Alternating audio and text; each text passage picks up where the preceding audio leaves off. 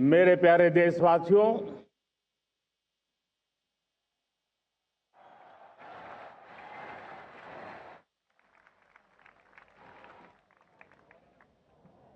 आजादी का ये महापर्व 140 करोड़ संकल्पों का पर्व है। आजादी का ये पर्व सामूहिक सिद्धियों का गौरव का पल है और हृदय उमंग से भरा हुआ है। देश एकता की भावना को निरंतर मजबूती दे रहा है। 140 करोड़ देशवासी आज तिरंगे के रंग में रंगे हैं। हर घर तिरंगा, भारत के हर कोने से, चाहे रेगिस्तान हो या हिमालय की चोटियां, समंदर के तट हो या घनी आबादी वाले क्षेत्र, हर तरफ से एक ही गुंज है, एक ही जयकारा है। हमारी प्राण से भी प्यारी मातृभूमि का जयगान है।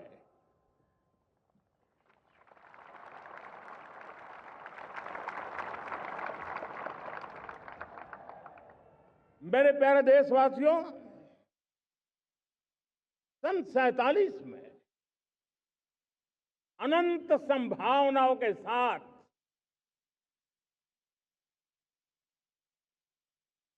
कोटि कोटि भुजाओं के सामर्थ्य के साथ हमारा देश आजाद हुआ। देश की आकांक्षाएं उड़ानें भर रही थी, लेकिन चुनौतियां उससे भी कुछ ज्यादा थी। पूज्य बापू के सिद्धांतों पर चलते हुए संविधान सभा के सदस्यों ने एक बहुत ही महत्वपूर्ण दायित्व निभाया। भारत का संविधान गत 75 वर्ष से एक प्रकाश स्तंभ बन करके हमें मार्ग दिखाता रहा है। भारत के संविधान निर्माता अनेक विद महापुरुष डॉक्टर राजेंद्र प्रसाद, बाबा साहब आंबेडकर,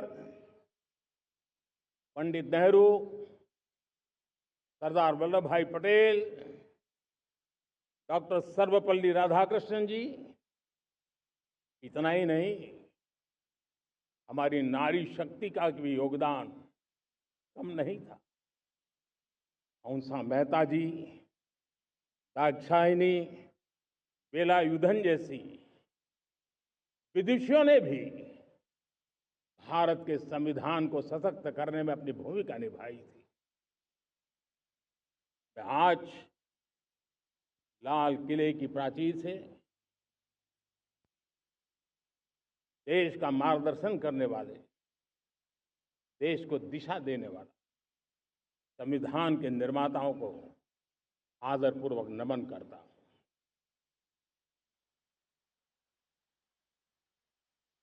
मेरे प्यारे देशवासियों, हम आज डॉक्टर श्यामा प्रसाद मुखर्जी की 125वीं जयंती भी मना रहे हैं। डॉक्टर श्यामा प्रसाद मुखर्जी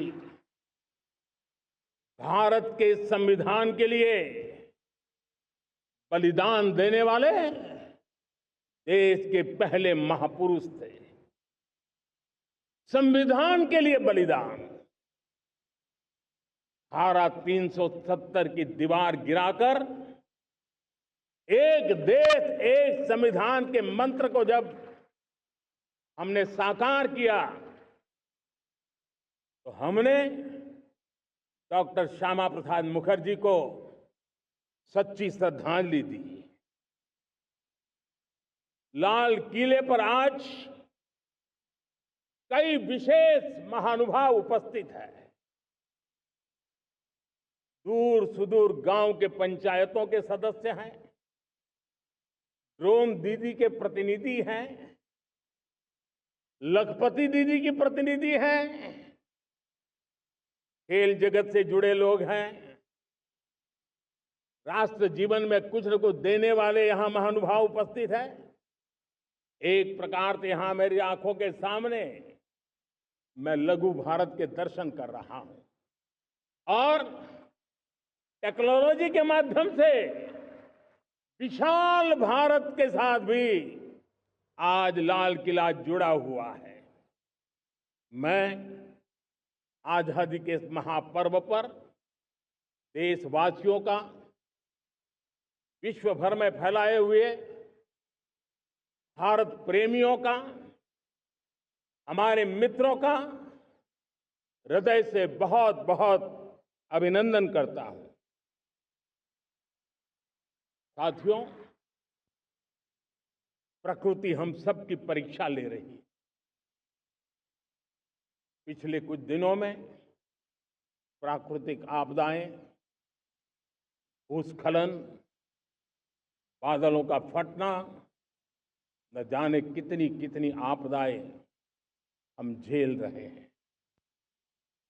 पीड़ितों के साथ हमारी संवेदना है।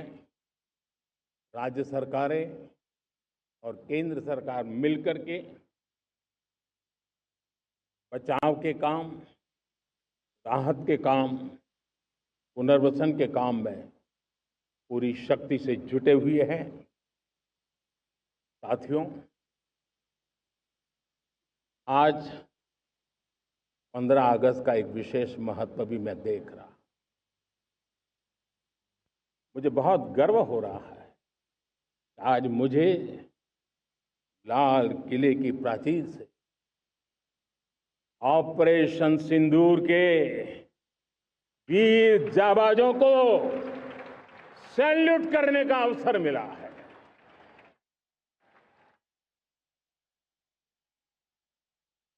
हमारे वीर जाबाज सैनिकों ने दुश्मनों को उनकी कल्पना से परे सजा दी है।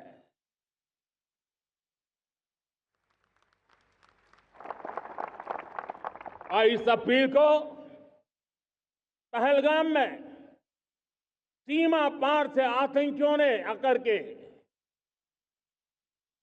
जिस प्रकार का कत्ले आम किया, धर्म पूछ पूछ करके लोगों को मारा गया।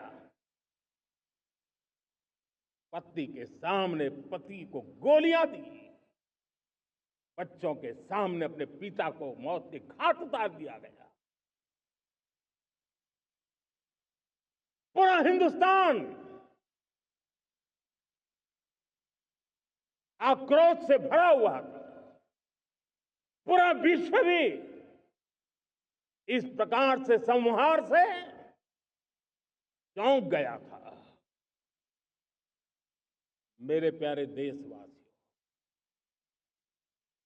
ऑपरेशन सिंदूर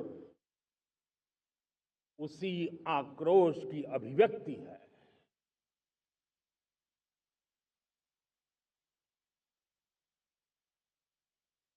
22 तारीख के बाद हमने हमारे सेना को खुली छूट दे दी। रणनीति वो तय करे, लक्ष्य वो तय करे, समय भी वो चुने। और हमारी सेना ने वो करके दिखाया जो कई दशकों तक कभी हुआ नहीं था। सैकड़ों किलोमीटर दुश्मन की धरती पर घुस करके आतंकी हेडक्वार्टर्स को मिट्टी में मिला दिया, आतंकी इमारतों को खंडहर बना दिया।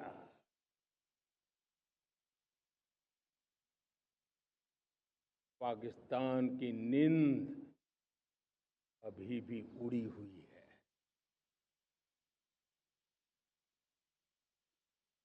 पाकिस्तान में हुई तबाही इतनी बड़ी है कि रोज नए नए खुलासे हो रहे हैं, नई नई जानकारियां आ रही हैं। मेरे प्यारे देशवासियों,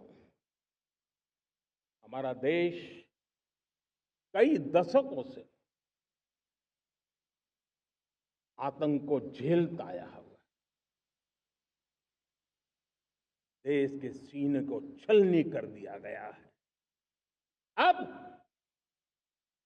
हमने एक न्यू नॉर्मल प्रस्थापित किया। आतंक को और आतंकी को पालने पोसने वालों को,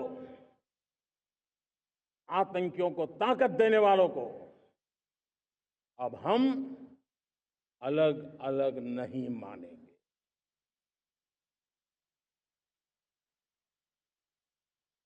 वो मानवता के समान दुश्मन है, उनके बीच कोई फर्क नहीं है।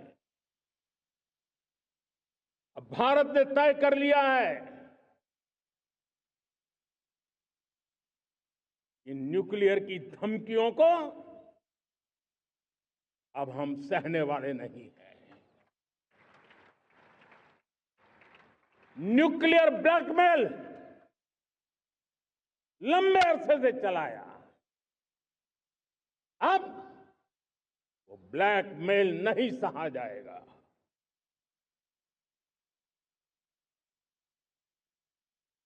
आगे भी अगर दुश्मनों ने ये कोशिश जारी रखी, हमारी सेना तय करेगी, सेना की शर्तों पर,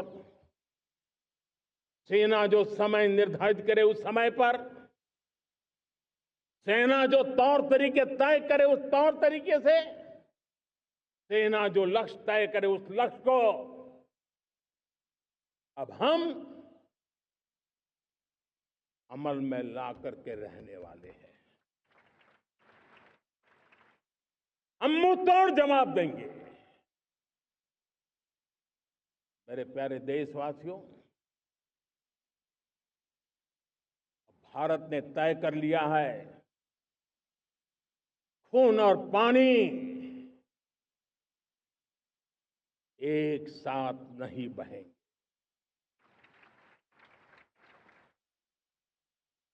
अब देशवासियों को भली भांति पता चला है कि सिंधु का समझौता कितना अन्यायपूर्ण है, कितना एक तरफा है। भारत से निकलती नदियों का पानी दुश्मनों के खेत को सींच रहा है और मेरे देश के किसान, मेरे देश की धरती पानी के बिना प्यासी है।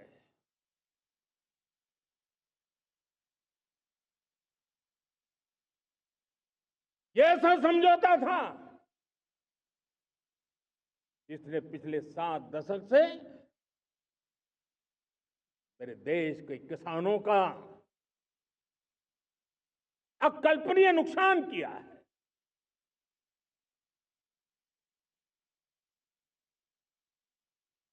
अब हिंदुस्तान के हक का जो पानी है उस पर अधिकार सिर्फ और सिर्फ हिंदुस्तान का है, हिंदुस्तान के किसानों का है। भारत कतई सिंधु समझौते को, उस स्वरूप को दशकों तक सहा है, उस स्वरूप को आगे नहीं सहा जाएगा। किसान हित में, राष्ट्र हित में ये समझौता हमें मंजूर नहीं है। मेरे प्यारे देशवासियों, आजादी के लिए असंख्य लोगों ने बलिदान दी, अपनी जवानी खपा दी, जेलों में जिंदगी गुजारी है, फांसी के तख्त पर लटके हैं, कुछ लेने पाने बनने के लिए नहीं, मां भारती के स्वाभिमान के लिए, कोटि कोटि जनों की आजादी के लिए, गुलामी की जंजीरों को तोड़ने के लिए। और मन में एक ही भाव था, स्वाभिमान। साथियों, गुलामी ने हमें निर्धन बना दिया, गुलामी ने हमें निर्भर भी बना दिया, औरों पर हमारी निर्भरता बढ़ती गई। हम सब जानते हैं, आजादी के बाद कोटि कोटि जनों के पेट भरना बड़ी चुनौती थी। लेकिन यही मेरे देश के किसान हैं जिन्होंने खून पसीना एक करके देश के अन्न के भंडार भर दिए।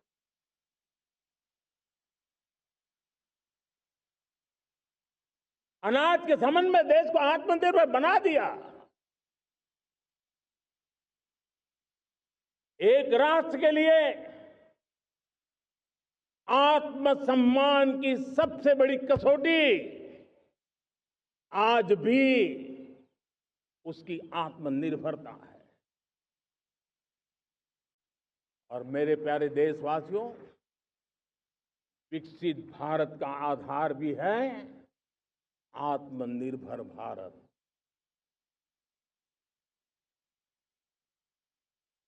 जो दूसरों पर ज्यादा निर्भर रहता है, उसकी आजादी पर उतना ही बड़ा प्रश्न चिन्ह लग जाता है। और दुर्भाग्य तो तब बन जाता है जब निर्भरता की आदत लग जाए, पता ही ना चले हम कब आत्मनिर्भरता छोड़ रहे हैं और कब किसी के निर्भर हो जाते हैं। ये आदत खतरे से खाली नहीं है और इसलिए प्रति पल जागरूक रहना पड़ता है आत्मनिर्भर होने के लिए। और मेरे प्यारे देशवासियों, आत्मनिर्भरता का नाता सिर्फ आयात और निर्यात, रुपये, पैसे, पाउंड, डॉलर यहां तक सीमित नहीं है। इतना सीमित अर्थ उसका नहीं है। आत्मनिर्भरता का नाता हमारे सामर्थ्य से जुड़ा हुआ है। और जब आत्मनिर्भरता खत्म होने लगती है तो सामर्थ्य भी निरंतर क्षीण होता जाता है। और इसलिए हमारे सामर्थ्य को बचाए रखने, बनाए रखने और बढ़ाए रखने के लिए आत्मनिर्भर होना बहुत अनिवार्य है। साथियों, हमने ऑपरेशन सिंदूर में देखा है मेड इन इंडिया की कमाल क्या थी। दुश्मन को पता तक न चला कि कौन से शस्त्रास्त्र है, ये कौन सा सामर्थ्य है जो पलक भर में उनको नष्ट कर रहा है। सोचिए, अगर हम आत्मनिर्भर होते न होते तो क्या ऑपरेशन सिंदूर इतनी त्वरित गति से हम कर पाते? पता नहीं कौन सप्लाई देगा नहीं देगा, साजो सामान मिलेगा नहीं मिलेगा, इसी की चिंता बनी रहती। लेकिन हमें मेड इन इंडिया की शक्ति हमारे हाथ में थी, सेना के हाथ में थी। इसलिए बिना चिंता, बिना रुकावट, बिना हिचकिचाहट हमारी सेना अपना पराक्रम करती रही। और ये पिछले 10 साल से लगातार डिफेंस के क्षेत्र में आत्मनिर्भरता पर हम एक मिशन लेकर के चले हैं, उसके नतीजे आज नजर आ रहे हैं। साथियों, मैं एक और विषय पर आपका ध्यान आकर्षित करना चाहता हूं। ये बात से कोई इनकार नहीं कर सकता कि 21वीं सदी टेक्नोलॉजी ड्रिवन सेंचुरी है। और जब टेक्नोलॉजी ड्रिवन है और इतिहास की तरफ नजर करें तो पता है, इतिहास गवाह है, जिन जिन देशों ने टेक्नोलॉजी में महारत हासिल की, वो देश विकास की ऊंचाइयों को पार कर गए, शिखर पर पहुंच गए। आर्थिक शक्ति नए पैमाने पर पहुंचती गई। हम जब टेक्नोलॉजी के अलग अलग आयामों की बात करते हैं तो मैं आपका ध्यान आकर्षित करता हूं सेमीकंडक्टर्स पे। उदाहरण के तौर पे बताता हूं, मैं यहां लाल किले से किसी सरकार की आलोचना करने के लिए खड़ा नहीं हुआ और नहीं मैं करना चाहता, लेकिन देश की युवा पीढ़ी को जानकारी होना भी उतना जरूरी है। हमारे देश में 50-60 साल पहले सेमीकंडक्टर को लेकर के फाइलें शुरू हुई। 50-60 साल पहले फैक्ट्री का विचार चालू हुआ। आप मेरे नौजवानों जानकर के हैरान हो जाएंगे, आज सेमीकंडक्टर जो पूरी दुनिया की एक ताकत बन गया है, 50-60 साल पहले वो विचार,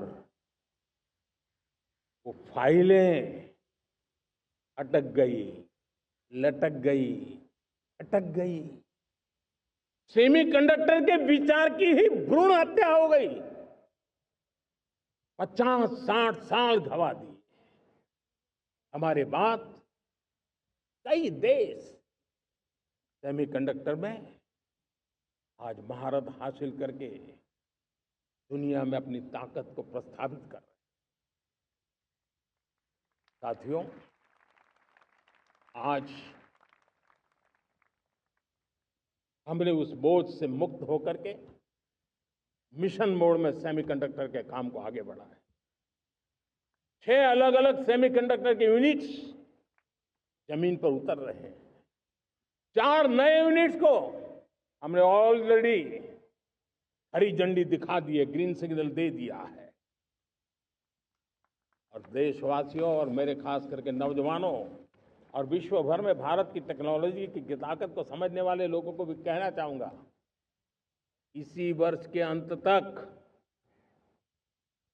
मेड इन इंडिया भारत की बनी हुई, भारत में बनी हुई, भारत के लोगों द्वारा बनी हुई मेड इन इंडिया चिप्स बाजार में आ जाएगी।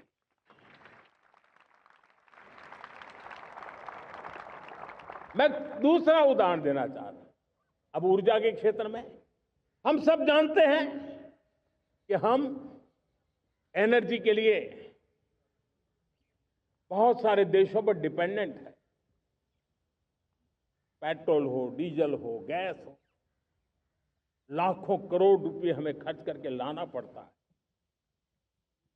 हमें इस संकट से देश को आत्मनिर्भर बनाना, ऊर्जा में आत्मनिर्भर बनाना बहुत जरूरी है। हमने बीड़ा उठाया और आज 11 वर्ष में सोलर एनर्जी 30 गुना बढ़ चुकी है। हम नए नए डैम बना रहे हैं ताकि हाइड्रो का विस्तार हो और हमें क्लीन एनर्जी की उपलब्ध हो।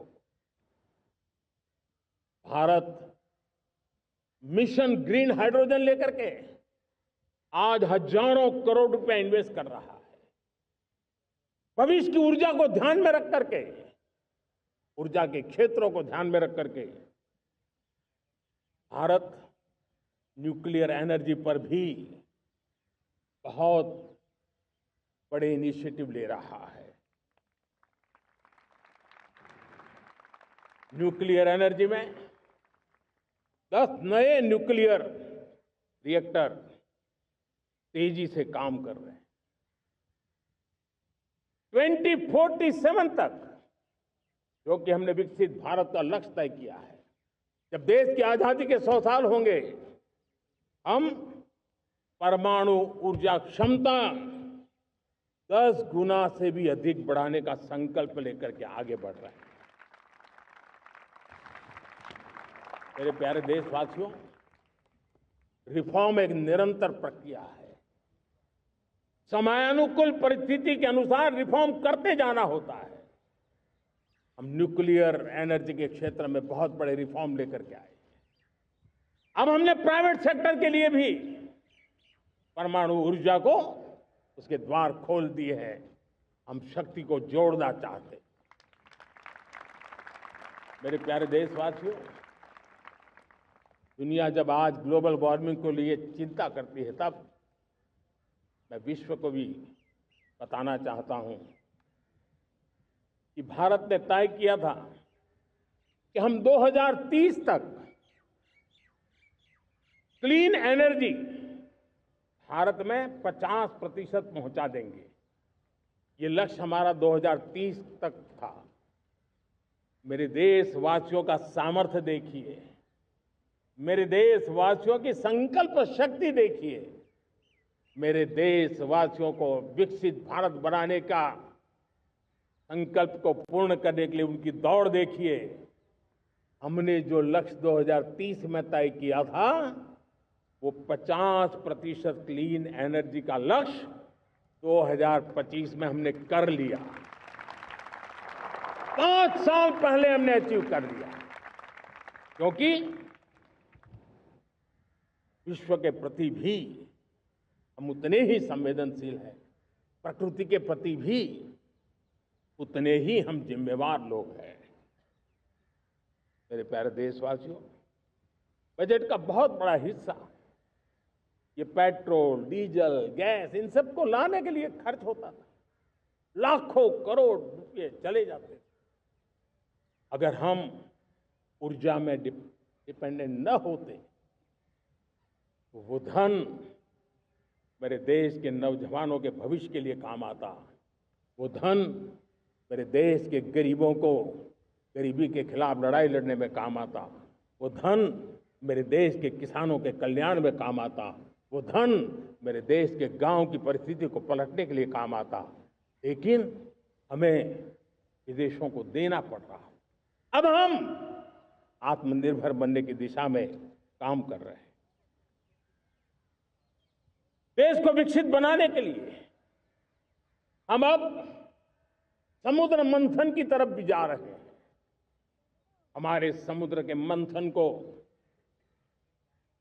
आगे बढ़ाते हुए हम समुद्र के भीतर के तेल के भंडार, गैस के भंडार, उसको खोजने की दिशा में एक मिशन मोड में काम करना चाहते हैं। और इसलिए भारत ने national deep water exploration mission शुरू करने जा रहा है। ये ऊर्जा इंडिपेंडेंट बनने के लिए ये हमारी महत्वपूर्ण घोषणा है। मेरे प्यारे देशवासियों, आज पूरा विश्व क्रिटिकल मिनरल को लेकर के बहुत ही सतर्क हो गया है। उसके सामर्थ्य को लोग भली भांति समझने लगे हैं। कल तक जिसकी तरफ ज्यादा ध्यान नहीं था, वो आज सेंटर स्टेज पे है। हमारे लिए भी क्रिटिकल मिनरल्स में आत्मनिर्भरता बहुत अनिवार्य है। एनर्जी का सेक्टर हो, इंडस्ट्री का सेक्टर हो, रक्षा क्षेत्र हो, टेक्नोलॉजी के हर क्षेत्र हो, आज क्रिटिकल मिनरल्स की टेक्नोलॉजी के अंदर बहुत अहम भूमिका है। और इसलिए नेशनल क्रिटिकल मिशन हमने लॉन्च किया है। 1200 से अधिक स्थानों पर खोज का अभियान चल रहा है और हम क्रिटिकल मिनरल में भी आत्मनिर्भर बनने की दिशा में आगे बढ़ रहे हैं। मेरे प्यारे देशवासियों, स्पेस सेक्टर का कमाल तो हर देशवासी देख रहा, गर्व से भर जा रहा। और हमारे group captain Shubhanshu Shukla space station से लौट चुके हैं और आने वाले कुछ दिनों में वो भारत भी आ रहे हैं। हम स्पेस में भी अपने दम पर आत्मनिर्भर भारत गगनयान की तैयारी कर रहे हैं। हम अपने बलबूते पर हमारा अपना स्पेस स्टेशन बनाने की दिशा में हम काम कर रहे हैं। और पिछले दिनों स्पेस में जो रिफॉर्म किए गए, मुझे बहुत गर्व हो रहा है। मेरे देश के 300 से ज्यादा स्टार्टअप्स आप सिर्फ और सिर्फ स्पेस सेक्टर में काम कर रहे हैं और उन 300 स्टार्टअप में हजारों नौजवान पूरे सामर्थ्य के साथ जुटे हैं। ये है मेरे देश के नौजवानों की ताकत और ये है हमारे देश के नौजवानों के प्रति विश्वास। मेरे प्यारे देशवासियों, 140 करोड़ भारतवासी 2047 में जब आजादी के 100 साल होंगे, विकसित भारत के संकल्प को परिपूर्ण करने के लिए पूरी ताकत से जुटे हैं। इस संकल्प की पूर्ति के लिए भारत आज हर सेक्टर में आधुनिक इकोसिस्टम तैयार कर रहा है और आधुनिक इकोसिस्टम हर क्षेत्र में हमारे देश को आत्मनिर्भर बनाएगा।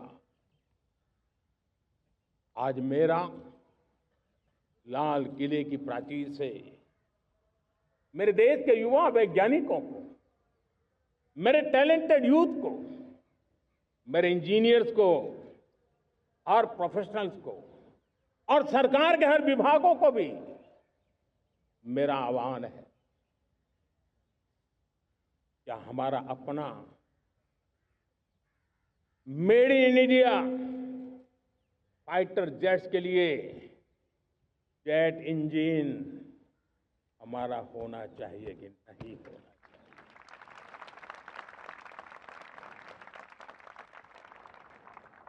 हम फार्मा ऑफ द वर्ल्ड माने जाते हैं। वैक्सीन में हम नए नए विक्रम स्थापित करते हैं, लेकिन क्या समय की मांग नहीं है? हम रिसर्च और डेवलपमेंट में और ताकत लगाएं, हमारे अपने पेटेंट हो, हमारी अपनी बनाई हुई मानव जात के कल्याण की सस्ते से सस्ती और सबसे कारगर नई नई दवाइयों की शोध हो, हर संकट में साइड इफेक्ट के बिना मानव जात के कल्याण में काम आए। बायो 3 पॉलिसी भारत सरकार ने बनाई है। मैं देश के नौजवानों को कहता हूं, आइए बायो 3 पॉलिसी का अध्ययन करके अब कदम उठाइए। देश का भाग्य बदलना है, आपका सहयोग चाहिए। मेरे प्यारे देशवासियों, आज आईटी का युग है, डेटा की ताकत है। क्या समय की मांग नहीं है? ऑपरेटिंग सिस्टम से लेकर के साइबर सुरक्षा तक, डीप टेक से लेकर के आर्टिफिशियल इंटेलिजेंस तक, सारी चीजें हमारी अपनी हो, जिस पर हमारे ही लोगों का सामर्थ्य जुटा हुआ हो, उनकी सामर्थ्य शक्ति का विश्व को परिचय कराए। साथियों, आज दुनिया में सोशल मीडिया का हो, बाकी प्लेटफॉर्म का हो, दुनिया के प्लेटफॉर्म पर हम काम कर रहे हैं। दुनिया ने हमने दिखा दिया है, यूपीआई का हमारा प्लेटफॉर्म आज दुनिया को अजोबा कर रहा है। हमारे में सामर्थ्य है। रियल टाइम ट्रांजैक्शन में 50% अकेला भारत यूपीआई के माध्यम से कर रहा है। इसका मतलब की ताकत है। क्रिएटिव वर्ल्ड हो, सोशल मीडिया हो, ये जितने भी प्लेटफॉर्म्स हैं, मेरे देश के नौजवानों में चुनौती करता हूं आपको, आइए हमारे अपने प्लेटफॉर्म क्यों ना हो, हम क्यों दूसरों पर निर्भर रहे, क्यों भारत का धन बाहर जाए। और मुझे आपके सामर्थ्य पर भरोसा है। मेरे प्यारे देशवासी, जैसे ऊर्जा के क्षेत्र में हम डिपेंडेंट हैं, वैसा ही देश का दुर्भाग्य है कि फर्टिलाइजर, उसमें भी हमें दुनिया पर निर्भर रहना पड़ता है। मेरे देश के किसान भी फर्टिलाइजर का सही उपयोग कर करके धरती माता की सेवा कर सकते हैं। अनाप शनाप उपयोग से भी धरती मां को बहुत नुकसान पहुंचा रहे हैं।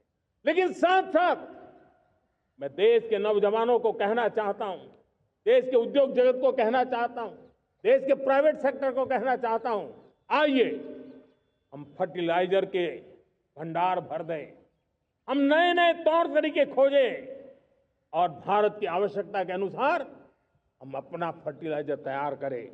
हम औरों पर निर्भर न रहे। साथियों, आने वाला युग ईवी का है। अब ईवी बैटरी क्या हम नहीं बनाएंगे? हम निर्भर रहेंगे? सोलर पैनल की बात हो, इलेक्ट्रिक व्हीकल्स के लिए जिन जिन चीजों की आवश्यकताएं हैं, वो हमारी अपनी होनी चाहिए। साथियों, मैं ये इसलिए कहने की हिम्मत करता हूं, क्यों? क्योंकि मुझे देश के नौजवानों के सामर्थ्य पर भरोसा है। और भरोसा सिर्फ वो मेरे देश के नौजवान हैं इतने मात्र से नहीं है। कोविड के समय हम बहुत सारी चीजों पर निर्भर थे। तो मेरे देश के नौजवानों को कहा गया कि वैक्सीन हमारी अपनी चाहिए, देश ने करके दिखाया। कोविन प्लेटफॉर्म हमारा अपना होना चाहिए, देश ने करके दिखाया। करोड़ों करोड़ों लोगों की जिंदगी बचाने का काम हमने किया है। वही स्पिरिट, वही जज्बा हमें जीवन के हर क्षेत्र में आत्मनिर्भर बनने के लिए अपना सब कुछ देना है। अपना जो बेस्ट है वो हमें दे करके रहना है। साथियों, पिछले 11 साल में एंटरप्रेन्योरशिप, उद्यमशीलता को बहुत बड़ी ताकत मिली। आज लाखों स्टार्टअप्स टियर 2, टियर 3 सिटी में देश की अर्थशक्ति को, देश के इनोवेशन को ताकत दे रहे हैं। उसी प्रकार से मुद्रा योजना से हमारे देश के करोड़ों नौजवान, उसमें भी हमारी बेटियां, करोड़ों करोड़ों लोग मुद्रा से लोन लेकर के अपना खुद का कारोबार कर रहे हैं। खुद तो अपने पैरों पर खड़े हुए हैं, लेकिन औरों को भी पैरों पर खड़े रहने की ताकत देते हैं। वे भी एक प्रकार से हर व्यक्ति को आत्मनिर्भर बनाने का अवसर दे रही है। मेरे साथियों, विमेन सेल्फ हेल्प ग्रुप, किसी का ध्यान नहीं था। पिछले 10 साल में विमेन सेल्फ हेल्प ग्रुप ने कमाल करके दिखाया। आज उनके प्रोडक्ट दुनिया के बाजार में जाने लगे हैं। लाखों करोड़ों का कारोबार हमारे विमेन सेल्फ हेल्प ग्रुप करते हैं। मैंने एक बार मन की बात में खिलौने की बात कही थी। हम करोड़ों करोड़ रुपए के खिलौने विदेश से लाते थे। मैंने ऐसे ही मन की बात में कहा, करे मेरे देश के नौजवानों, ऐसा भी करें इन्हें क्या, किलो भी बाहर जाएंगे।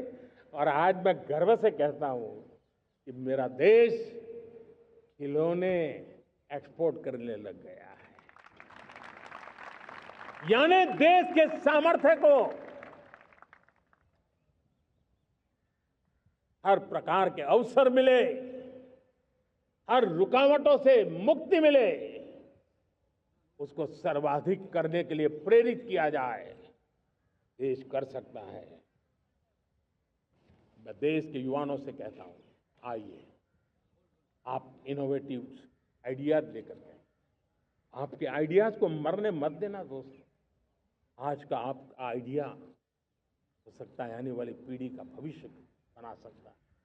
मैं आपके साथ खड़ा हूं, मैं आपके लिए काम करने के लिए तैयार हूं, आपका साथी बन के काम करने तैयार हूं। आप आइए, हिम्मत जुटाइए, इनिशिएटिव लीजिए। जो युवा मैन्युफैक्चरिंग के बारे में सोचते हैं, आइए आगे बढ़िए। सरकार के नियमों में बदलाव करना है, मुझे बताइए। अब देश रुकना नहीं चाहता है। 2047 दूर नहीं है, एक एक पल की कीमत है और हम एक भी पल गंवाना नहीं चाहते दोस्तों। साथियों, ये आगे बढ़ने का अवसर है, बड़े सपने देखने का अवसर है, संकल्प के लिए समर्पित होने का अवसर है। जब सरकार आपके साथ है और मैं स्वयं आपके साथ हूं, तब हम नया इतिहास बना सकते हैं। साथियों, आज नेशनल मैन्युफैक्चरिंग मिशन पर बहुत तेजी से काम हो रहा है। हमारे एमएसएमई उसका लोहा दुनिया मानती है।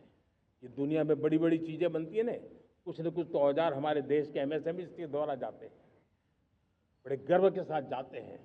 लेकिन हम कॉम्प्रिहेंसिव इंटीग्रेटेड विकास की राह पर जाना चाहते हैं और इसलिए उनकी शक्ति बढ़े। और उसमें भी मैंने पहले एक बार लाल किले से कहा था, जीरो डिफेक्ट जीरो इफेक्ट। आज कहना चाहता हूं कि हमें विश्व बाजार में अपने सामर्थ्य का लोहा मनवाना है, तो हमें क्वालिटी में निरंतर नई ऊंचाइयों को पार करना।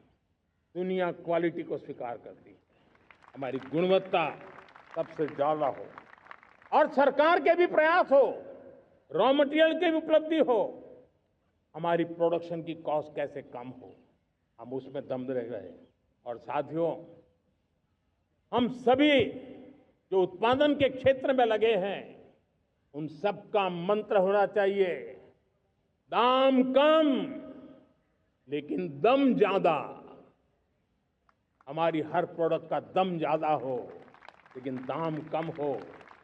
इस भाव को लेकर के हमें आगे बढ़ना है। मेरे प्यारे देशवासियों, आजादी के लिए अनगिनत लोगों ने बलिदान दिए हैं। मैंने पहले भी कहा, जवानी खपा दी, फांसी पे लटक गए। क्यों? स्वतंत्र भारत के लिए।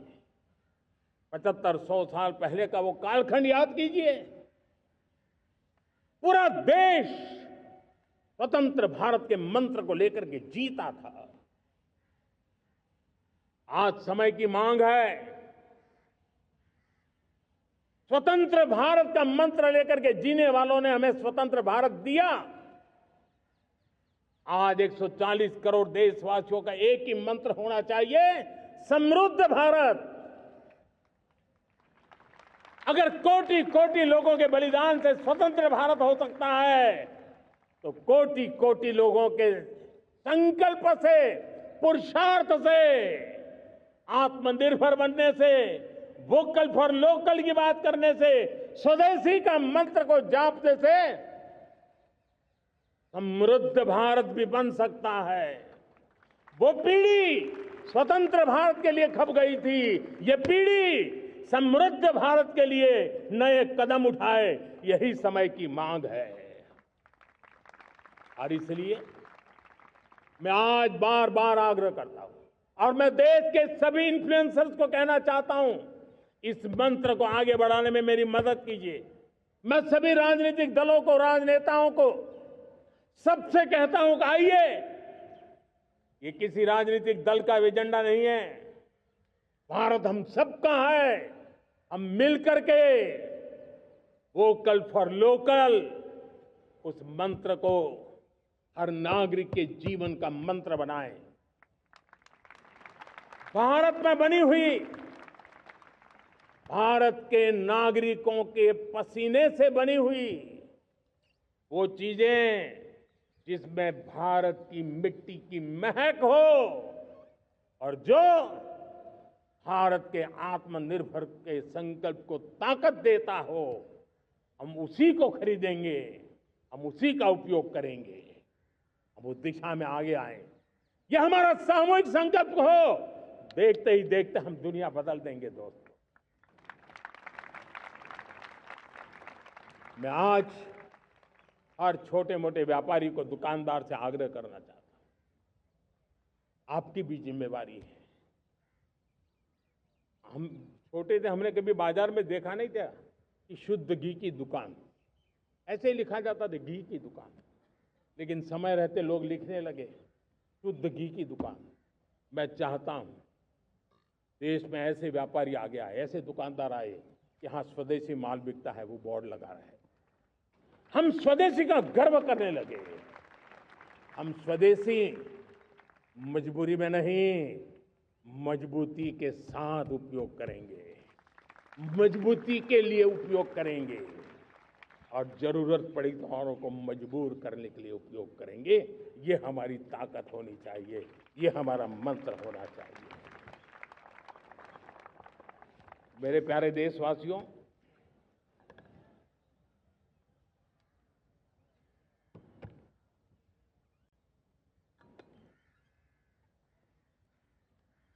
मुझे बहुत लंबे समय से सरकार में काम करने का अवसर मिला है। मैंने कई सारे उतार चढ़ाव देखे हैं, सरकारों की मुसीबतों से भी मैं परिचित हूं, व्यवस्थाओं की मर्यादाओं से भी परिचित हूं। लेकिन उसके बावजूद भी हमारी जिम्मेवारी है कि हम किसी की लकीर को छोटी करने में अपनी ताकत बर्बाद न करें। मैं बड़े अनुभव से कहता हूं, किसी दूसरे की लकीर छोटी करने के लिए अपनी ऊर्जा हमें नहीं खपानी है। हमें पूरी ऊर्जा के साथ हमारी लकीर को लंबा करना है।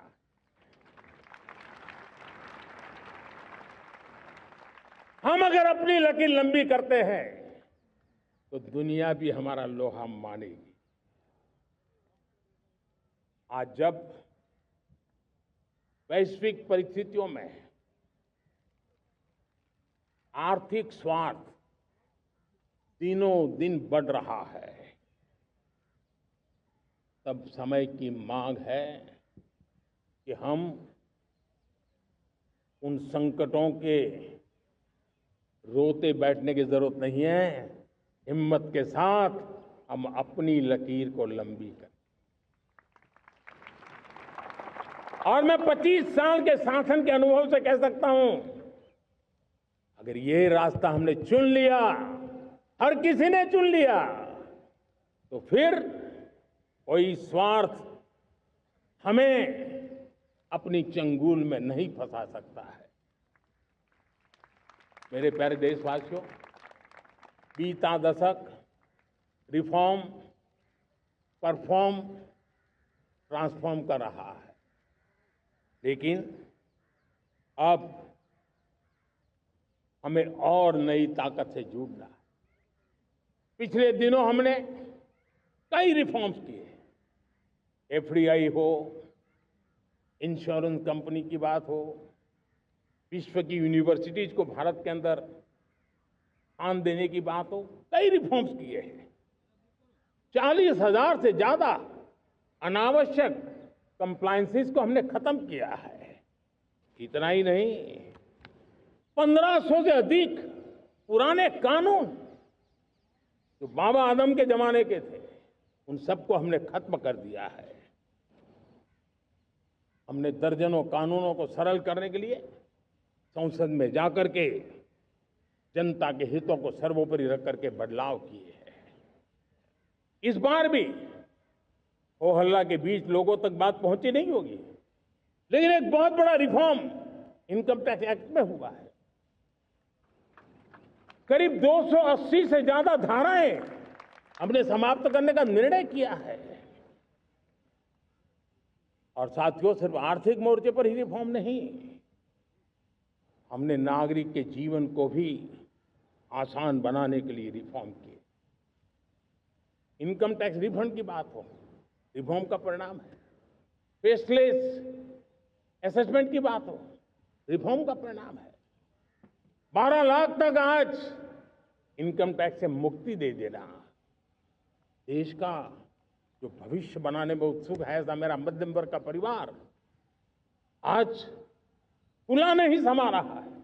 कभी किसी ने सोचा नहीं था कि 12 लाख रुपए तक का इनकम टैक्स पर जीरो कर दिया जाएगा। आज कर लिया है। जब देश का सामर्थ्य बढ़ता है तो देशवासियों को लाभ मिलता है। अंग्रेजों के जमाने से दंड संहिता में हम दबे पड़े थे। दंड का भय दिखा करके जीवन चल रहा था। 75 साल आजादी के ऐसे ही गए। हमने दंड संहिता को खत्म कर दिया, न्याय संहिता को ले आए हैं। न्याय संहिता में भारत के नागरिक के प्रति विश्वास का भाव है। भारत के नागरिक के अंदर अपनेपन का भाव है, संवेदनशीलताओं से भरा हुआ है। हमने रिफॉर्म की यात्रा को तेज करने के लिए बीड़ा उठाया। हम बहुत तेजी से आगे बढ़ना चाहते हैं। मैं चाहता हूं देशवासियों, देश के लिए कर रहा हूं, मैं मेरे लिए नहीं कर रहा हूं, किसी का बुरा करने के लिए नहीं कर रहा हूं। मेरे राजनीतिक दल, मेरे प्रतिस्पर्धी साथी भी देश की इस उज्जवल भविष्य के लिए आगे आए, हमारा साथ दें। स्ट्रक्चरल रिफॉर्म्स की बात हो, रेगुलेटरी रिफॉर्म्स की बात हो, पॉलिसी रिफॉर्म की चर्चा हो, प्रोसेस रिफॉर्म की चर्चा हो, प्रोसीड्यूरल रिफॉर्म्स करने की जरूरत हो, हर प्रकार के रिफॉर्म्स ये आज हमने मकसद बना करके चले हैं। और मेरे प्यारे देशवासियों, नेक्स्ट जनरेशन रिफॉर्म्स के लिए हमें एक टास्क फोर्स गठित करने का निर्णय किया है। ये टास्क फोर्स समय सीमा में इस काम को पूरा करे। वर्तमान नियम, कानून, नीतियां, रीतियां 21वीं सदी के अनुकूल, वैश्विक वातावरण में अनुकूल और भारत को 2047 में विकसित राष्ट्र बनाने के संदर्भ में नए सिरे से तैयार हो और उसका समय सीमा में अपना कार्य पूरा करने के लिए इस टास्क फोर्स की रचना की है। साथियों, ये रिफॉर्म के कारण जो नए लोग अपना भविष्य बनाने चाहते हैं उनको तो हिम्मत मिलेगी। हमारे स्टार्टअप्स हो, हमारे लघु उद्योग हो, हमारे गृह उद्योग हो, उन लोग उद्यमियों को उनकी कंप्लायंस कॉस्ट बहुत कम हो जाएगी और उसके कारण उनको एक नई ताकत मिलेगी। जो एक्सपोर्ट की दुनिया में उनको लॉजिस्टिक सपोर्ट के कारण, व्यवस्थाओं में बदलाव के कारण उनको एक बहुत बड़ी ताकत मिलेगी। साथियों, ऐसे ऐसे कानून है हमारे देश में, छोटी छोटी चीजों के लिए जेल में डालने के कानून है। आप हैरान हो जाएंगे, किसी ने नजर नहीं डाली। मैं पीछे लगा हूं, ये मेरे देश के नागरिकों को जेल में बंद करने वाले जो अनावश्यक कानून है वो खत्म होने चाहिए। हम संसद में पहले भी बिल लाए थे, इस बार भी लेके आए हैं। साथियों, इस दिवाली में आपकी डबल दिवाली का काम मैं करने वाला हूं। इस दिवाली में आपको एक बहुत बड़ा तोहफा देशवासियों को मिलने वाला है। पिछले 8 साल से हमने जीएसटी का बहुत बड़ा रिफॉर्म किया। पूरे देश में टैक्स के बर्डन को कम किया, टैक्स की व्यवस्थाओं को सरल किया और 8 साल के बाद समय की मांग है कि हम एक बार उसको रिव्यू करें। हमने एक हाई पावर कमेटी को बिठा करके रिव्यू शुरू किया, राज्यों से भी विचार विमर्श किया और मेरे प्यारे देशवासियों, हम नेक्स्ट जनरेशन जीएसटी रिफॉर्म्स लेकर के आ रहे हैं। ये दिवाली के अंदर आपके लिए तोहफा बन जाएंगे। सामान्य मानवीय की जरूरतों के टैक्स भारी मात्रा में कम कर दिए जाएंगे। बहुत बड़ी सुविधा बढ़ेगी। हमारे एमएसएमई, हमारे लघु उद्यमी, इनको बहुत बड़ा लाभ मिलेगा। रोजमर्रा की चीजें बहुत सस्ती हो जाएगी और उससे इकोनॉमी को भी एक नया बल मिलने वाला है। मेरे प्यारे देशवासियों, आज देश तीसरी बड़ी इकोनॉमी बनने के लिए समय तेज गति से आगे बढ़ रहा है। हम दरवाजे खटखटा रहे हैं और बहुत तेजी से हम उसको अचीव भी कर लेंगे। और कोई तो दिन होगा मैं आपके बीच आकर के लाल किले की प्राचीर से ये खबर भी सुनाऊंगा।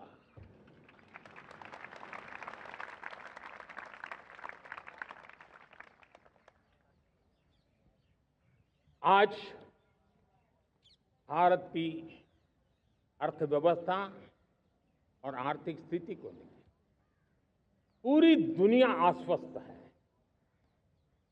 इतनी अस्थिरता के बीच आशा की किरण बना हुआ है भारत का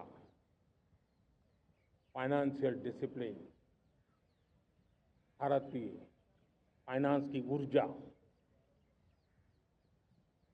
संकट के घेरे में जब अर्थव्यवस्था पड़ी हुई है, तब भारत ही उसे बाहर निकलेगा, ये भरोसा दुनिया में पनपा है। आज इन्फ्लेशन कंट्रोल में है, फॉरेन एक्सचेंज रिजर्व हमारे बहुत मजबूत है,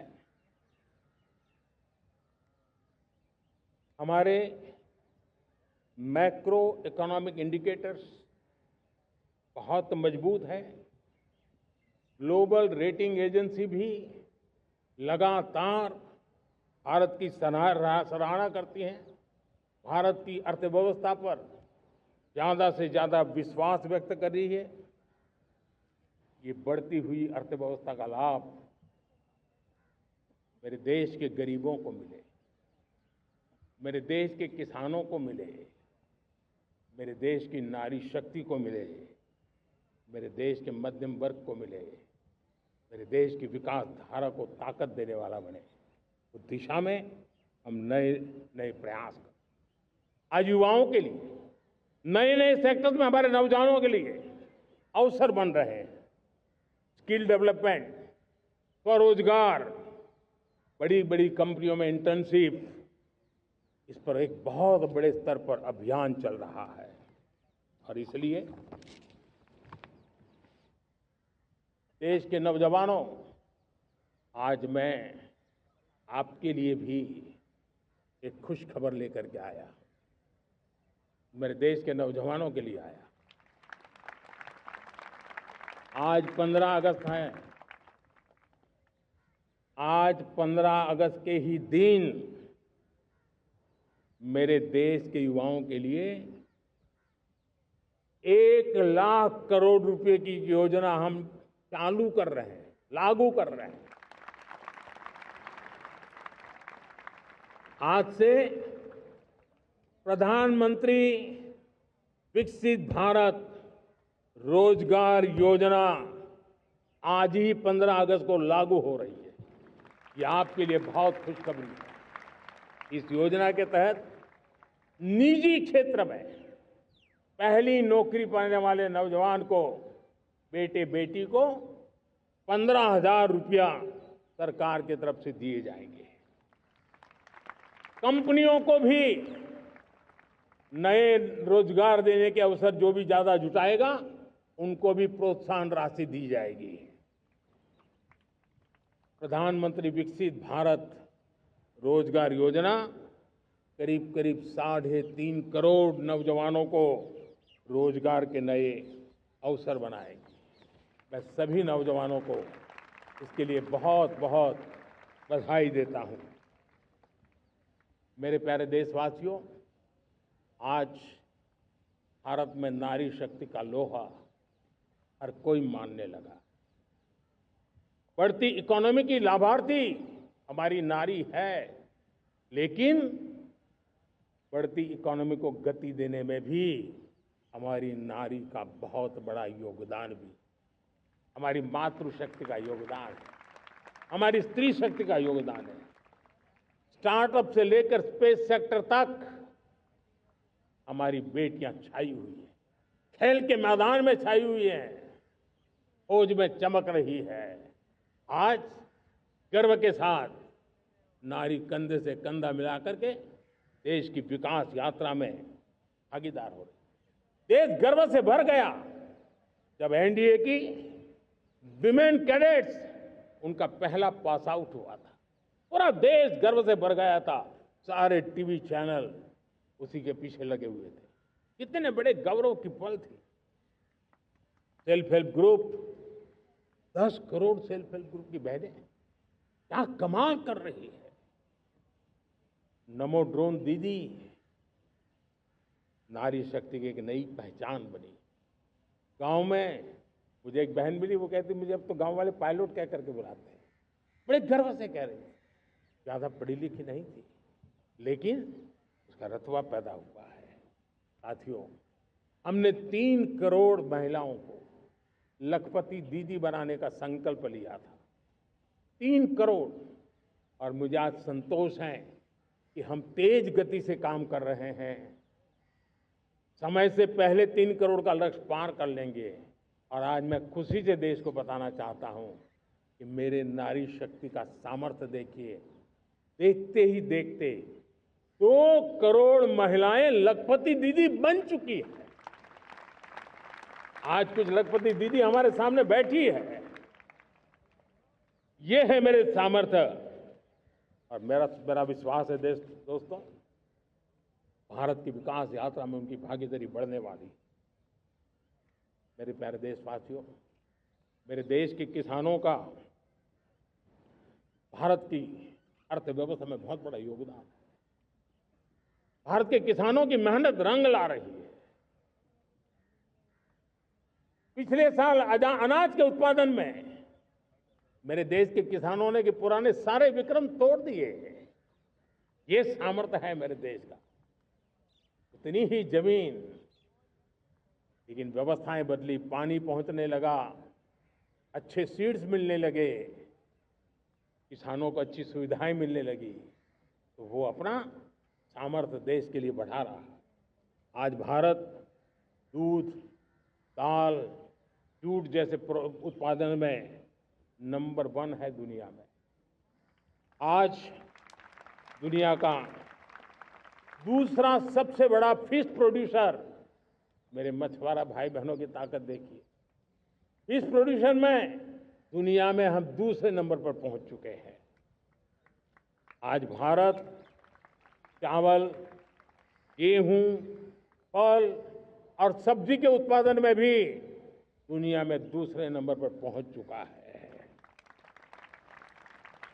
साथियों, आपको खुशी होगी, मेरे देश के किसान जो पैदावार देते हैं, आज वो उत्पादन दुनिया के बाजार में पहुंच रहा है।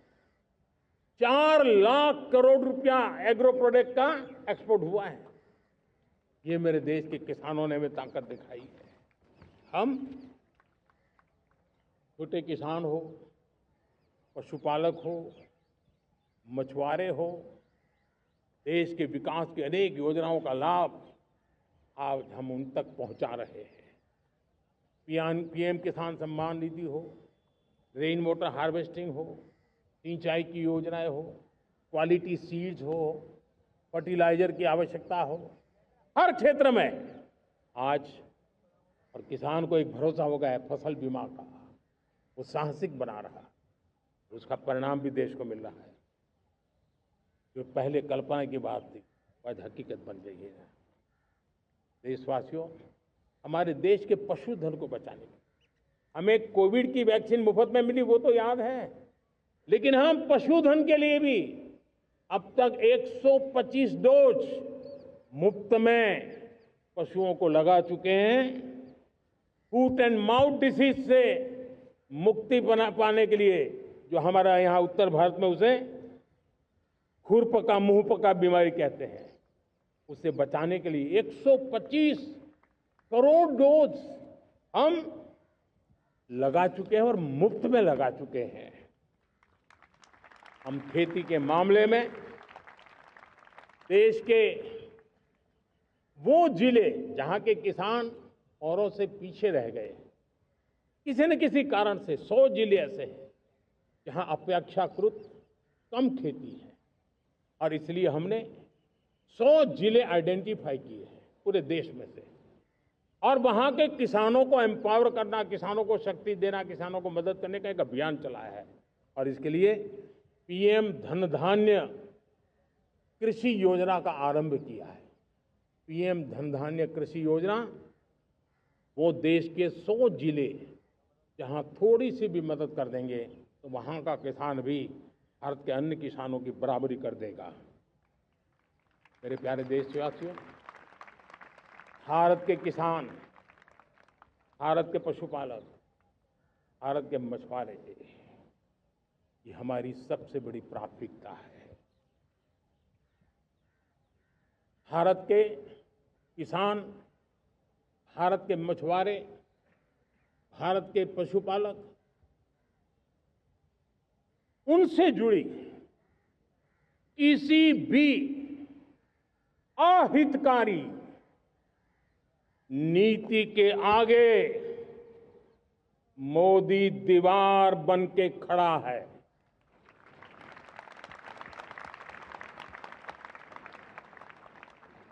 भारत अपने किसानों, अपने पशुपालकों, अपने मछुआरों के संबंध में कभी भी कोई समझौता नहीं स्वीकार करेगा।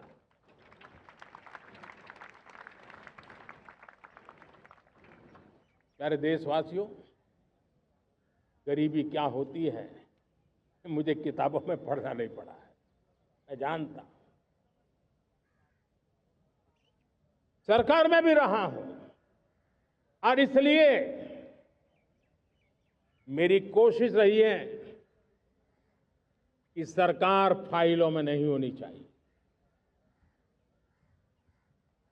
सरकार देश के नागरिकों की लाइफ में होनी चाहिए। दलित हो, पीड़ित हो, शोषित हो, वंचित हो, उनके लिए सकारात्मक रूप से सरकारें प्रोएक्टिव हो, सरकारें प्रो पीपल हो, उस दिशा में हम निरंतर प्रयास कर रहे हैं। समाज के हर जरूरत व्यक्ति के लिए, कुछ लोगों को लगता है कि सरकार की योजनाएं पहले भी आती थी। जी नहीं, हम सरकार की योजनाओं को जमीन पर उतार रहे हैं, सैचुरेशन पर बल देते हैं। और सामाजिक न्याय का अगर कोई सच्चा एजुकेशन है तो सैचुरेशन में है, जिसमें कोई हकदार छूटे नहीं, हकदार के घर तक सरकार जाए और उसे अपना हक की चीजें मिले, उसके लिए हम काम कर रहे हैं। जनधन अकाउंट जब खोले गए ना, वो सिर्फ बैंक का अकाउंट था ऐसा नहीं है, उसे एक स्वाभिमान मिला था कि बैंक के दरवाजे मेरे लिए भी खुलते हैं, मैं भी बैंक के दरवाजे में जाकर के टेबल पे हाथ रख करके बात कर सकता हूं। ये विश्वास हमने जगाया है। आयुष्मान भारत ने बीमारी को सहने की आदत से मुक्ति दिलाने का और उनको अच्छे स्वास्थ्य के लिए मदद करने का काम और जब हम वरिष्ठ नागरिकों को 5 लाख रुपए से ज्यादा मदद कर करके उनके आरोग्य की चिंता करते हैं, आज पीएम आवास 4 करोड़ गरीबों को घर मिलना मतलब जिंदगी के नए सपने वहां सजते हैं। वो सिर्फ 4 दीवारें नहीं है दोस्तों। रेहड़ी पटरी वालों के लिए पीएम स्वनिधि योजना, जो कभी ब्याज के चक्कर में फंसा रहता था, आज पीएम स्वनिधि से रेहड़ी पटरी वाला भी, और आपने देखा वो यूपीआई से पैसे लेता है, यूपीआई से पैसे देता है। ये बदलाव आखिरी व्यक्ति तक चिंता, लोगों की लाइफ में सरकार होनी चाहिए। उसी के कारण ये जमीन से जुड़ी योजनाएं बनती हैं, और जमीन से जुड़ी योजनाएं जमीन पर उतरती हैं, और जमीन से उतरी हुई योजनाएं जीवन में बदलाव लाने का एक सशक्त माध्यम बन जाती है। एक समय था, गरीब हो, पीड़ित हो, आदिवासी, वंचित हो, दिव्यांग हो, हमारी विधवा माताएं बहनें हो, अपने हक के लिए दर दर भटकते रहते थे। सरकारी दफ्तरों में चक्कर लगाते लगाते जिंदगी पूरी हो जाती। आज सरकार आपके दरवाजे पर आती है, सैचुरेशन के अप्रोच को लेकर के आती है, करोड़ों लाभार्थियों को सरकारी योजनाओं का लाभ मिल रहा है। डायरेक्ट बेनिफिट ट्रांसफर एक बहुत बड़ा क्रांतिकारी काम हुआ है। साथियों, गरीबी हटाओ के नारे देश ने बहुत सुने हैं, लाल किले से भी सुने, और देश सुन सुन करके थक गया था, और देश ने मान लिया था कि गरीबी हट नहीं सकती है। लेकिन जब हम योजनाओं को गरीब के घर तक ले जाते हैं, विश्वास को गरीब के मन में हम पैदा करते हैं, तब मेरे देश के 25 करोड़ गरीब गरीबी को परास्त कर करके, गरीबी से बाहर निकल करके एक नया इतिहास बनाते हैं। आज 10 करोड़ गरीब, 10 वर्ष में 25 करोड़ से ज्यादा गरीब गरीबी को परास्त कर करके गरीबी से बाहर निकले हैं, और एक न्यू मिडिल क्लास तैयार हुआ है। मेरे साथियों, ये न्यू मिडिल क्लास और मिडिल क्लास एक ऐसी जुगलबंदी है जिसमें एस्पिरेशन भी है, एफर्ट भी है। वो देश को आगे बढ़ाने के लिए बहुत बड़ा सामर्थ्य बनने वाली है। मेरे प्यारे देशवासियों, बहुत ही निकट भविष्य में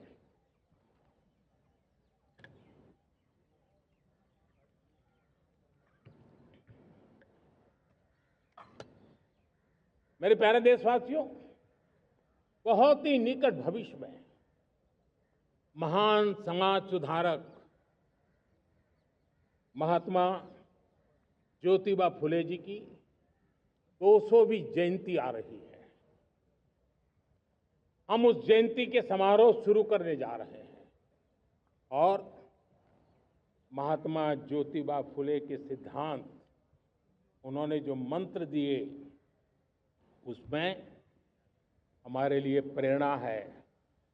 पिछड़े को प्राथमिकता, पिछड़े को प्राथमिकता देते हुए हम परिवर्तन की ऊंचाइयों को प्राप्त करना चाहते हैं।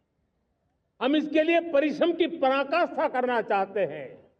हम पारदर्शी नीतियों के द्वारा पिछड़ों को प्राथमिकता, ये हम धरती पर उतारना चाहते हैं, हर पिछड़े के जीवन में उतारना चाहते हैं।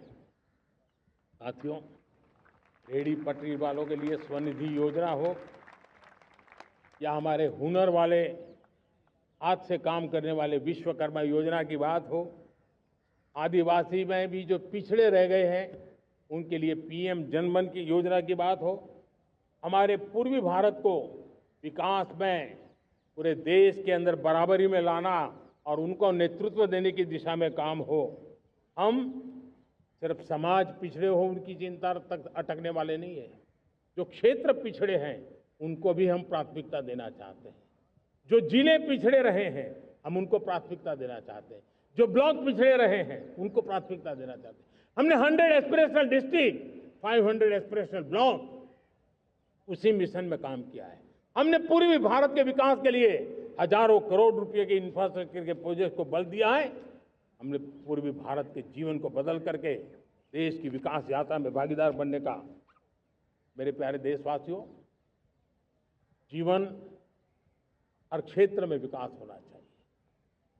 विकास के लिए खेल का भी महत्व होता है। और मुझे खुशी है कि एक जमाना था जहाँ बच्चे खेल में अगर समय लगाते हैं तो माँ बाप ज्यादा पसंद नहीं करते थे।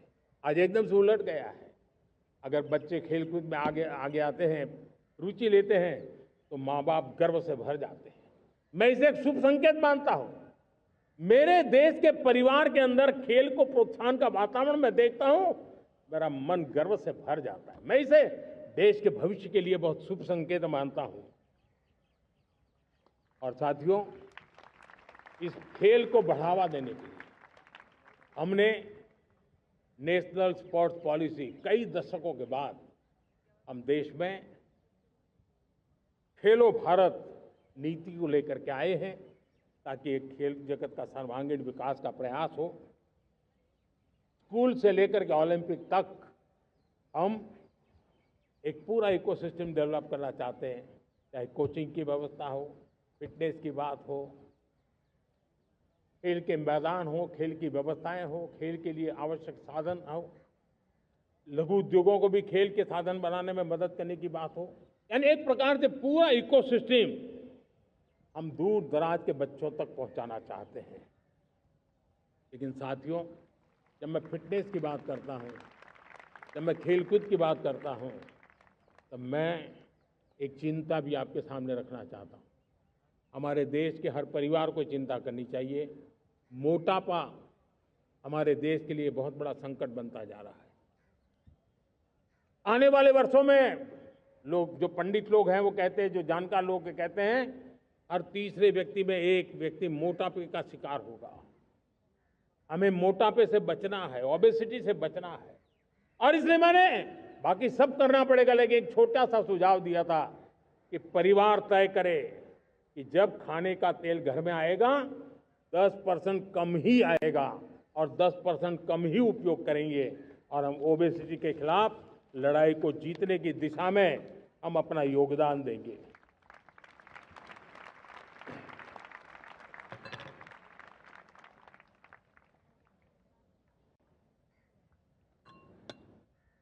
मेरे प्यारे देशवासियों, हमारा देश भाग्यवान है।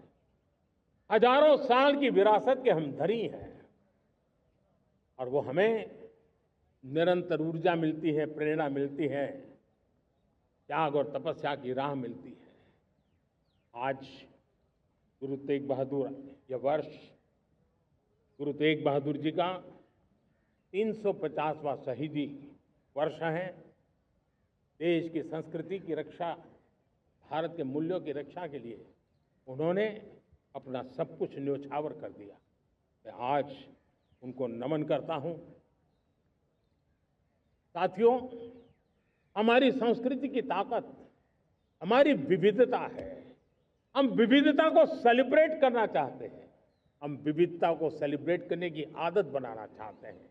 यह हमारा गौरव है कि हमारा भारत माँ का ये बगीचा कितने विविध प्रकार के फूलों से सजा हुआ है, कितनी विविधताएं हैं। ये विविधता हमारे लिए एक बहुत बड़ा, हमारी विरासत है, बहुत बड़ा गौरव है।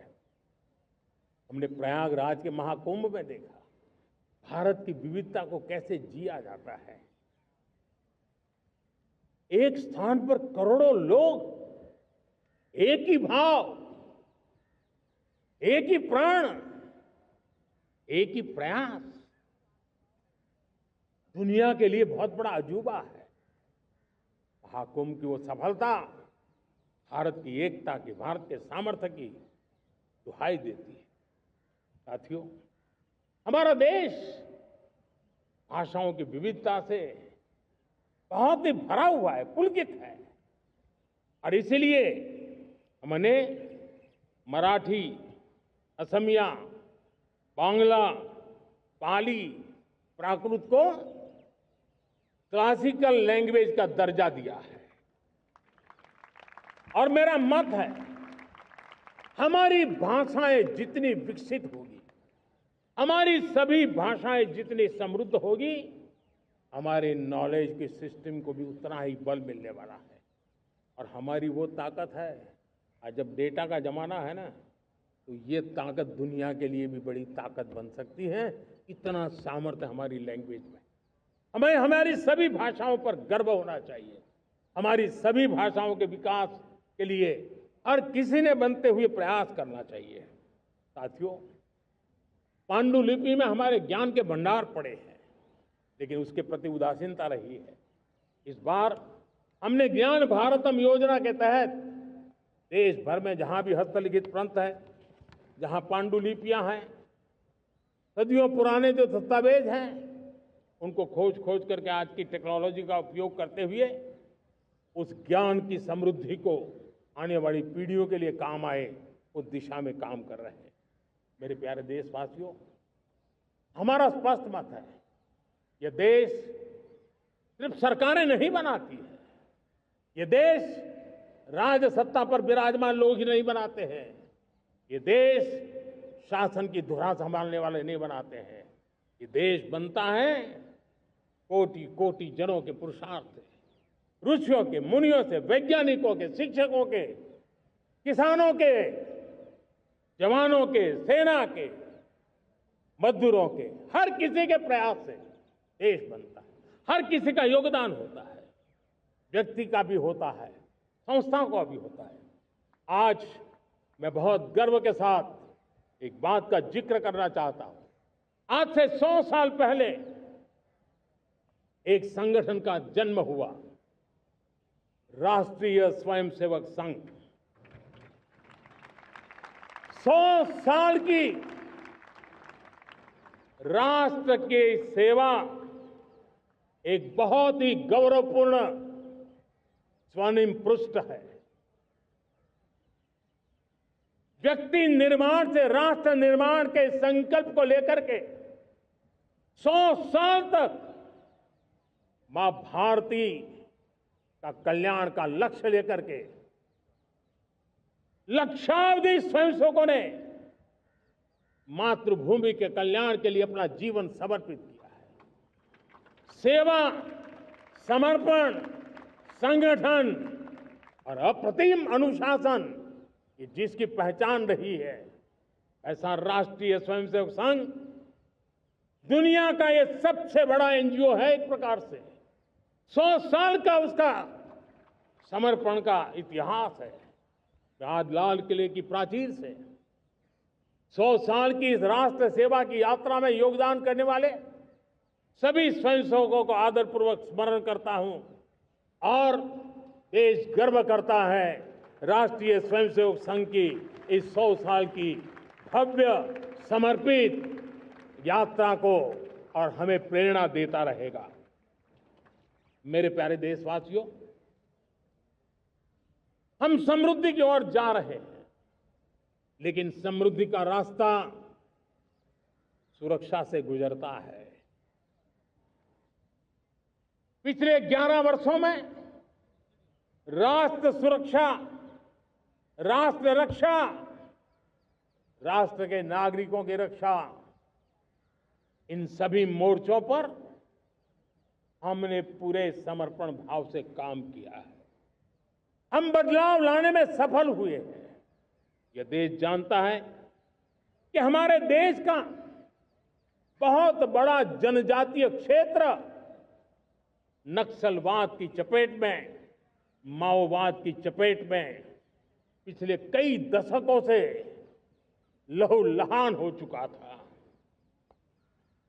सबसे ज्यादा नुकसान मेरे आदिवासी परिवारों को हुआ।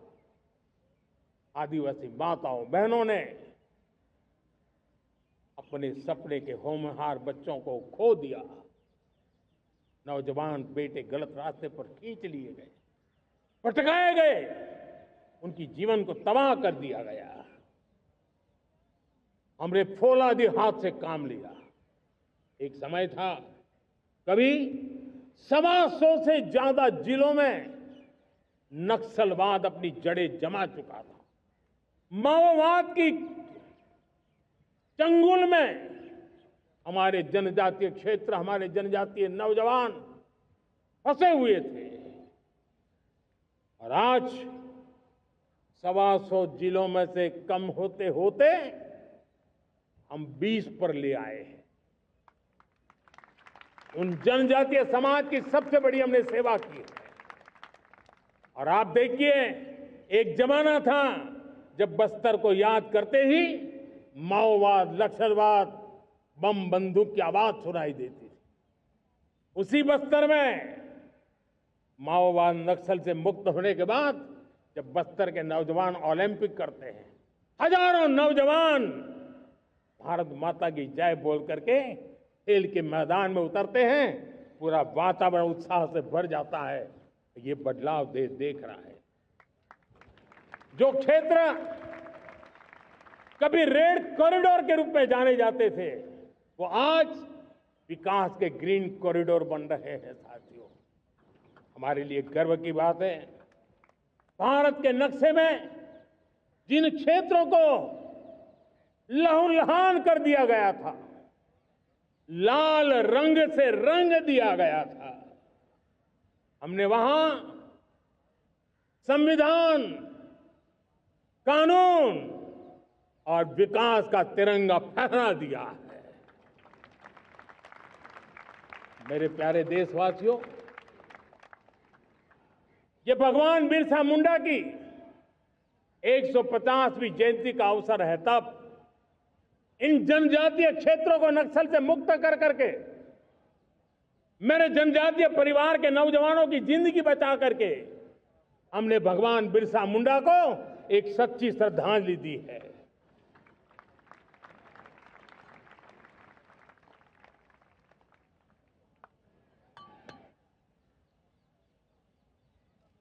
मेरे प्यारे देशवासियों,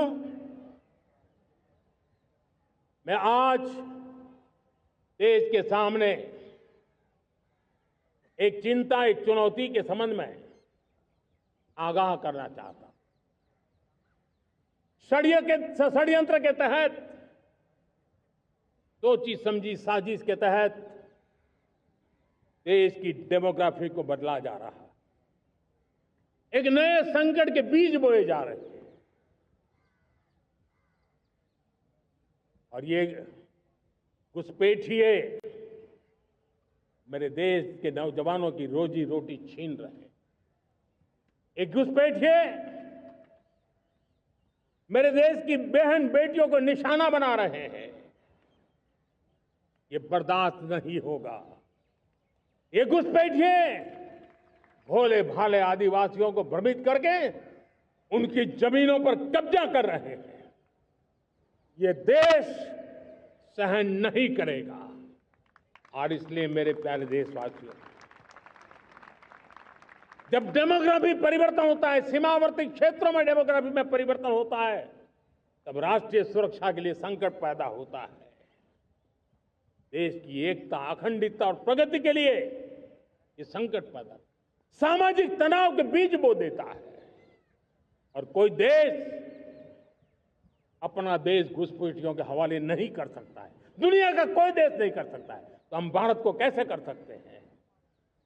हमारे पूर्वजों ने त्याग और बलिदान से आजादी पाई है, हमें स्वतंत्र भारत दिया है।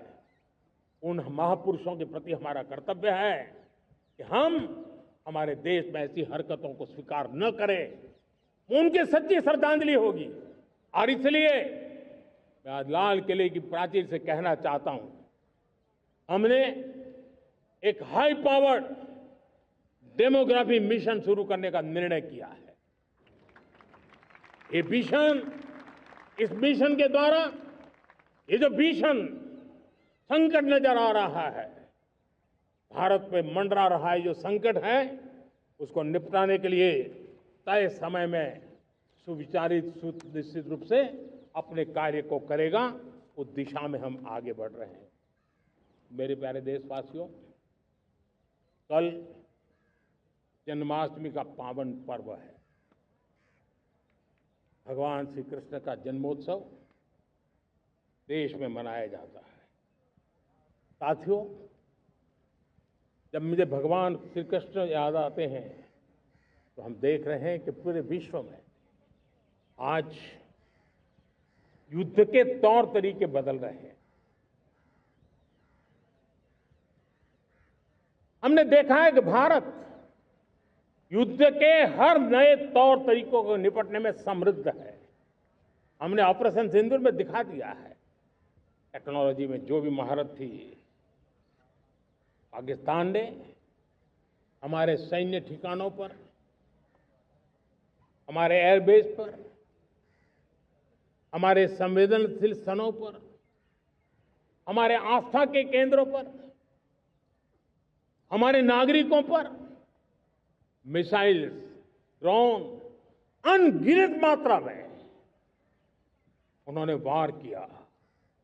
देश ने देखा है, लेकिन देश को सुरक्षित रखने के जो प्रयास पिछले 10 साल में हुए हैं, उस ताकत का परिणाम था कि उनके हर हमले को हमारे जाबाजों ने और हमारी टेक्नोलॉजी ने तिनके की तरह बिखेर दी।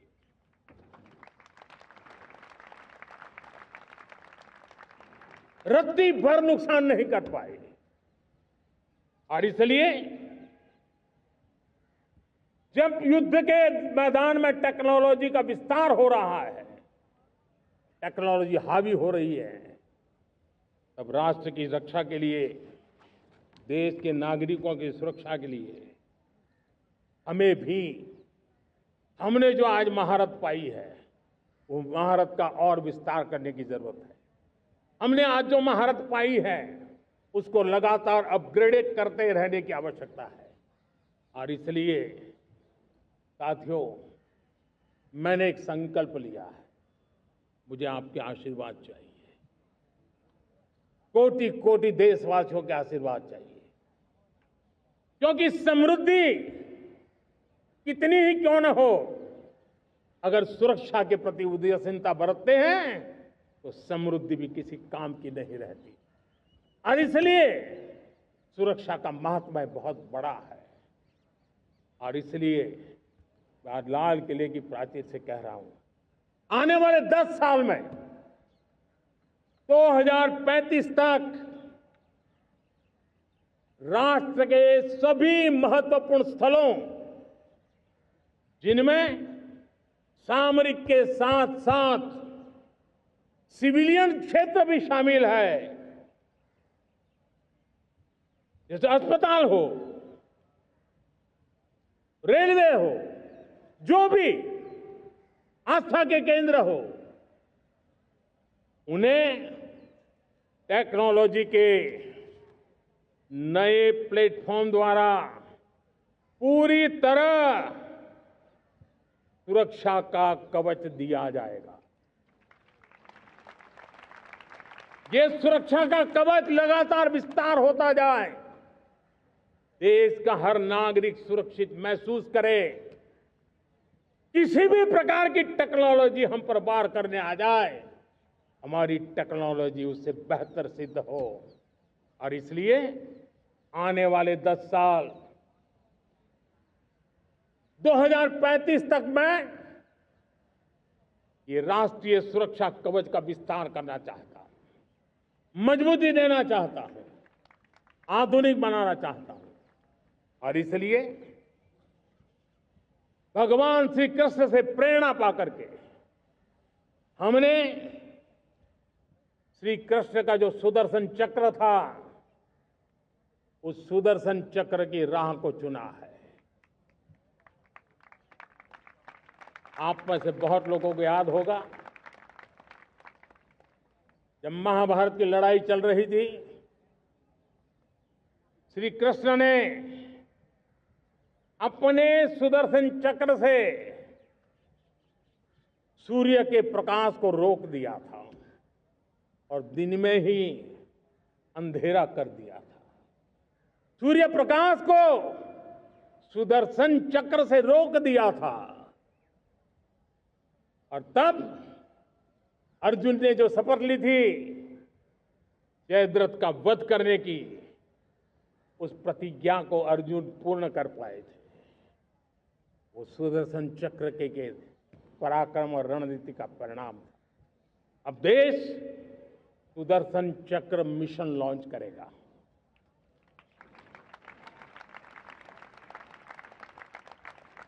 ये मिशन सुदर्शन चक्र एक पावरफुल वेपन सिस्टम दुश्मन के हमले को न्यूट्रलाइज तो करेगा ही करेगा, लेकिन कई गुना ज्यादा दुश्मन पर हिट बैक करेगा।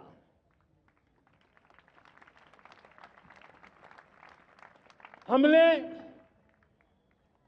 भारत के इस मिशन सुदर्शन चक्र के लिए कुछ मूलभूत बातें भी तय की है। आने वाले 10 सालों में हम उसको प्रखरता से आगे बढ़ाना चाहते हैं।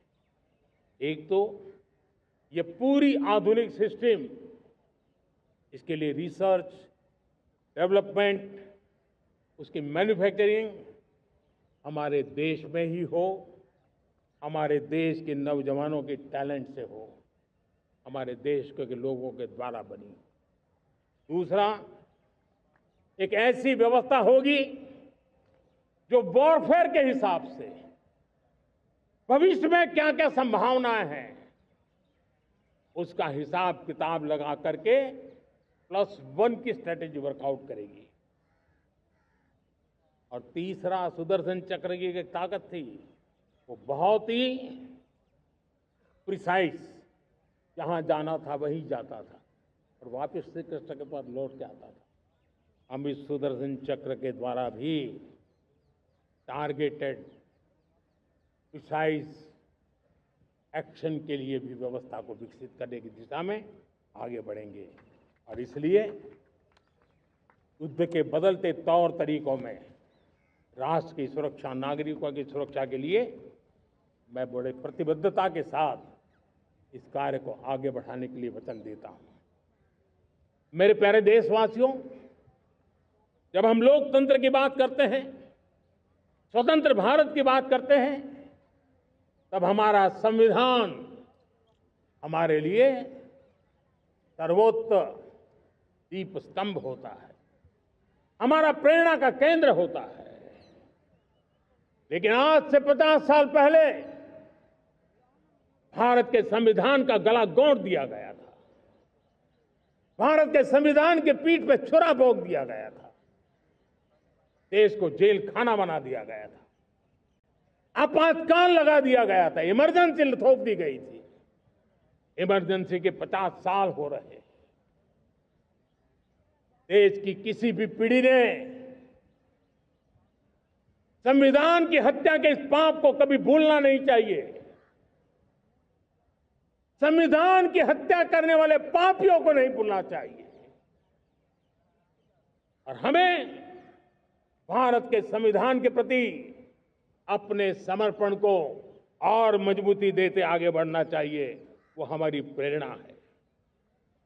मेरे प्यारे देशवासियों, मैंने इसी लाल किले से पंच प्रण की बात कही थी। मैं आज लाल किले से फिर से एक बार मेरे देशवासियों का पुनः स्मरण जरूर करना चाहता हूं। विकसित भारत बनाने के लिए न हम रुकेंगे, न हम झुकेंगे। हम परिश्रम की पराकाष्ठा करते रहेंगे और अपनी आंखों के सामने 2047 में विकसित भारत बना करके रहेंगे। मेरे प्यारे देशवासियों, हमारा दूसरा प्रण है कि हम हमारे जीवन में, हमारी व्यवस्थाओं में, हमारे नियम, कानून, परंपराओं में गुलामी का एक भी कण अब बचने नहीं देंगे। हम हर प्रकार की गुलामी से मुक्ति पाकर के ही रहेंगे। मेरे प्यारे देशवासियों, हम अपनी विरासत पर गर्व करेंगे। हमारी पहचान का सबसे बड़ा आभूषण, सबसे बड़ा गहना, सबसे बड़ा मुकुटमणि हमारी विरासत है। हम विरासत का गर्व करेंगे। मेरे प्यारे देशवासियों, इन सब के लिए एकता, ये मंत्र सबसे बड़ा शक्तिशाली मंत्र है और इसलिए एकता की डोर को कोई काट न सके, ये हमारा सामूहिक संकल्प होगा। मेरे प्यारे देशवासियों, मां भारती के प्रति कर्तव्य निभाना ये पूजा से कम नहीं है, तपस्या से कम नहीं है, आराधना से कम नहीं है। और उसी भाव से हम सब मातृभूमि के कल्याण के लिए परिश्रम की पराकाष्ठा करते हुए 2047 विकसित भारत के लक्ष्य को पार करने के लिए अपने आप को अपा देंगे, अपने आप को झोंक देंगे। जो भी सामर्थ्य है, कोई भी अवसर को छोड़ेंगे नहीं। इतना ही नहीं, नए अवसरों को निर्माण करेंगे और निर्मित करने के बाद हम 140 करोड़ देशवासियों के सामर्थ्य से आगे बढ़ते ही रहेंगे, बढ़ते ही रहेंगे, बढ़ते ही रहेंगे।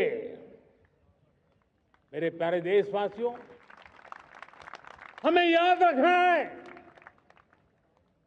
140 करोड़ देशवासियों को याद रखना है, परिश्रम में जो तपा है, परिश्रम में जो तपा है, उसने ही तो इतिहास रचा है। परिश्रम में जो तपा है, उसने ही तो इतिहास रचा है। जिसने फौलादी चट्टानों को तोड़ा है, जिसने फौलादी चट्टानों को तोड़ा है, उसने ही समय को मोड़ा है। जिसने फौलादी चट्टानों को तोड़ा है, उसने ही समय को मोड़ा है। और समय को मोड़ देने का भी, समय को मोड़ देने का भी यही समय है, सही समय है। मेरे प्यारे देशवासियों, एक बार फिर आप सबको आजादी के इस महान पर्व की अनेक अनेक शुभकामनाएं देता हूं, बहुत बहुत बधाई देता हूं। मेरे साथ बोलेंगे, जय हिंद, जय हिंद, जय हिंद। भारत माता की, भारत माता की, भारत माता की। वंदे, वंदे, वंदे। बहुत बहुत धन्यवाद।